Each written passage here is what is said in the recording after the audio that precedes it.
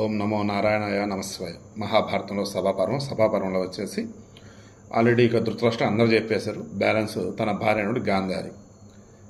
మహారాజా, అప్పుడు రాబోయే అనిష్టాన్ని శంకించి ధర్మపరాయణ అయిన గాంధారి పుత్ర స్నేహం వలన ఏర్పడిన శోకంతో భీతిల్లి ధృతరాష్ట్ర మహారాజుతో ఇలా అంది. దుర్యోధనుడు పుట్టగానే మహామతి అయిన విదురుడు ఈ బాలుడు వంశనాశకుడు, ఇతను వదిలిపెట్టడం మంచిదని చెప్పాడు. నక్కలాగా అరిచాడు. వీడు తప్పక వంశనాశకుడే. కౌరవులారా, మీరు దీన్ని గ్రహించాలి. భరత, వీడు పుట్టగానే స్వదోషంతో ఈ వంశాన్ని సముద్రంలో కలపకండి. ప్రభు, దుర్మార్గులైనటువంటి ఈ బాలకుల మాటలను మన్నించకండి.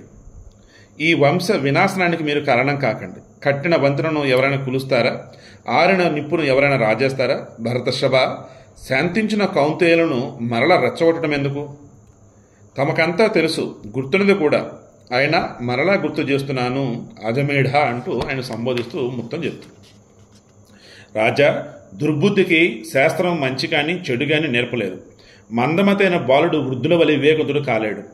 తమ పుత్రులను తమని నడిపించండి, లేకపోతే వారు హద్దులను అతిక్రమించి భంగపడి బెదిరిపోయి తమను వీడిపోతారు.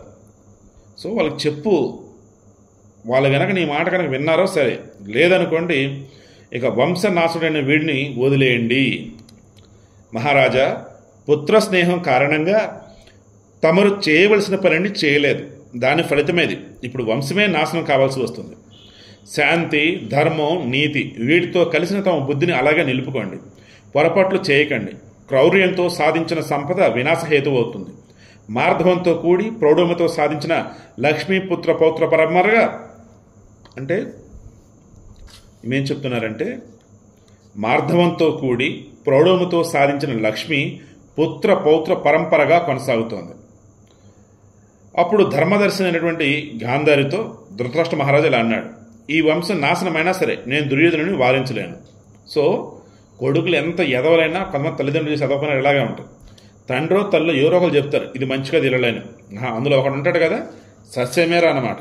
అలా ఇదిగో ఇప్పుడు ఈ అన్నట్టు దుర్యోధనుడికి ఏది కాంటే అదే చేస్తాను నేను. సరే, వీరు కోరుకున్నట్లే జరగని. పాండవులు తిరిగి రావాల్సిందే.